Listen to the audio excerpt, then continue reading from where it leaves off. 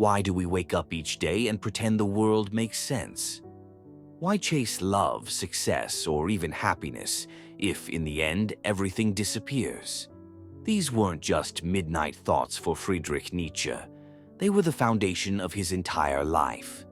Nietzsche is often remembered for his bold declarations, "God is dead," and his unrelenting criticism of morality, religion, and tradition.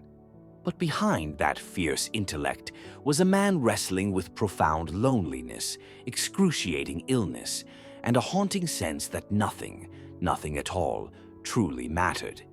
And yet, he didn't give up. Why? This video explores the hidden emotional world of Nietzsche, not the loud philosopher, but the broken man who still dared to search for meaning. Friedrich Nietzsche wasn't born into despair. He was a prodigy, a lover of poetry, languages, and music. By 24, he was a professor. By 30, he was internationally respected. But something inside him began to rot. He suffered from debilitating migraines, near blindness, chronic stomach pain, and constant solitude.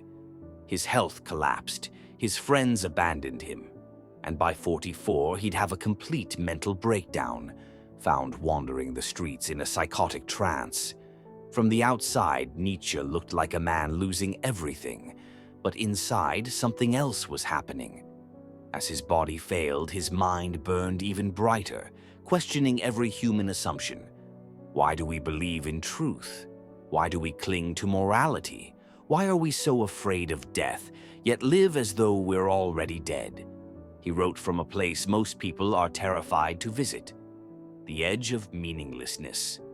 Nietzsche wasn't content with surface-level philosophy. He wanted to dive into the abyss.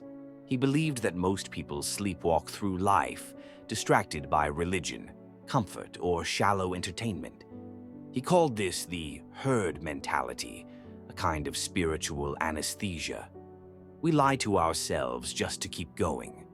And he hated it. He believed that to live fully, you had to confront the terrifying truth. There is no preset meaning, no cosmic purpose, no external salvation. And yet, that realization wasn't meant to break you. It was meant to free you. Nietzsche introduced the concept of the Übermensch, the overman, or beyond man. Not a superhero, not a god, but a human being who creates their own values, their own meaning, and their own destiny. He believed that most people lived like ghosts, haunted by traditions they didn't choose, chasing dreams that weren't theirs, and dying without ever truly living. The Übermensch was the opposite, a person who stared into the void and smiled back, a person who knew there were no maps, but walked anyway, a person who said, "There is no meaning unless I make it." But this philosophy came at a cost. You see, when you reject all external sources of meaning, religion, culture, even love, you are left alone. And loneliness, Nietzsche said, was the price of true independence.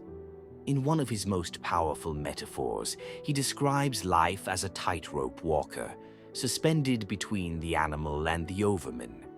Below is the beast, instinct, fear, comfort. Above is the creator, the artist, the philosopher, the one who shapes reality. Most people never cross that rope. They look up and walk away. But Nietzsche believed that walking the rope, trembling and afraid, is what made life worth living. Because in struggle there is creation, in suffering there is transformation. That's why he said, one must still have chaos in oneself to give birth to a dancing star. But make no mistake, Nietzsche wasn't happy. His life ended in tragedy. He died alone, forgotten, but not defeated. Because the legacy he left behind wasn't a doctrine, it was a dare.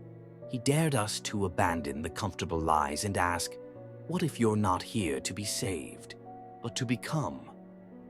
And here's the strange part. Nietzsche didn't give you the answer because he believed no one could. You have to find it yourself.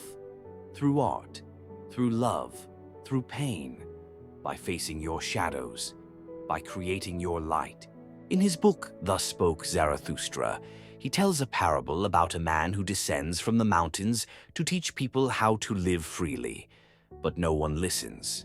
They laugh at him, they mock him, and in the end he leaves, not in anger, but in understanding. He realizes that each soul must walk its own desert. So where does that leave us? You might not be sick like Nietzsche. You might not be alone or tormented. But maybe, deep down, you feel what he felt. That subtle ache in your chest that says, there must be more. More than paying bills, more than scrolling endlessly, more than pretending you're fine when you're not. And maybe, like Nietzsche, you've stood at the edge of that question and turned away. But what if you didn't? What if instead you stood tall and stepped forward? In the end, Nietzsche's message wasn't hopeless. It was dangerous. It was daring. It was beautiful. You are not here to find meaning. You are here to forge it. You are not a character in someone else's story. You are the author. So write something worth reading. Live something worth dying for. Because even in a meaningless universe, you can still choose to live a meaningful life. And that is enough. If this stirred something within you, don't forget to like, share your thoughts in the comments, and subscribe for more deep reflections every day. This is Deep Thoughts Daily.